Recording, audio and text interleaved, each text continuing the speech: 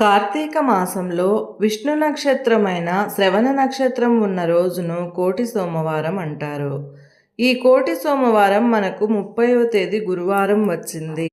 ఈ కోటి సోమవారం రోజు చేసే జపము కానీ, దానము కానీ, అభిషేకము కానీ, పూజలు కానీ, అర్చన కానీ ఏదైనా కోటి రెట్ల ఫలితం ఇస్తుందని కార్తీక పురాణం తెలియజేస్తుంది. ఈ కోటి సోమవారం రోజు శివకేశవులను ఆరాధించాలి, దానం చేయాలి, ఉపవాసం చేయాలి. ఉపవాసం అంటే దైవస్మరణ చేయడం. ఈరోజు గోపాష్టమి కూడా ఉంది కాబట్టి ఆవును దూడను కలిపి పూజించాలి. ఈరోజు గోదానం చేస్తే కూడా చాలా మంచిది. గోవులో 33 కోట్ల దేవతలు ఉన్నాయని మన వేదాలు తెలియజేస్తున్నాయి. కాబట్టి దూడతో కలిపి ఉన్న ఆవుని పూజించడం వలన 33 కోట్ల దేవతలను పూజిస్తే వచ్చే పుణ్య ఫలితం దక్కుతుంది. గోవుకు మేత తినిపించడం చాలా మంచిది. గోసేవ చేయడం వలన తెలియని కర్మఫలాలు ఏమైనా ఉంటే తొలగిపోతాయి.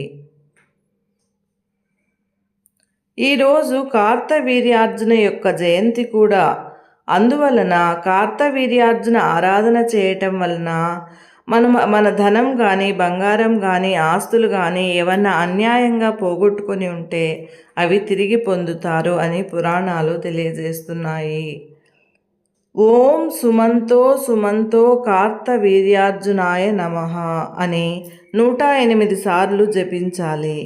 బ్రహ్మముహూర్తానే లేచి ఇంట్లో దీపారాధన చేసి, తులసి చెట్టు దగ్గర దీపారాధన చేసి, తరువాత దేవాలయంలో దీపారాధన చేసి విష్ణు సహస్రనామ పారాయణం, శివ సహస్రనామ పారాయణం చేయాలి.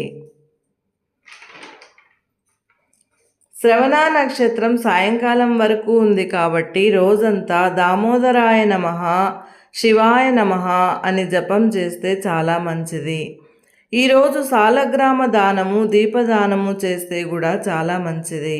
ఉపవాసం ఉన్నవారు సాయంకాలం ప్రదోషకాలంలో ఇంట్లోనూ తులసి చెట్టు దగ్గర, దేవాలయం దగ్గర దీపారాధన చేసి నక్షత్రాలు చూసిన తర్వాత ఆహారం తీసుకొనవలెను. ఓం దామోదరాయ నమః, ఓం శివాయ నమః. సర్వే జనా సుఖినో భవంతు.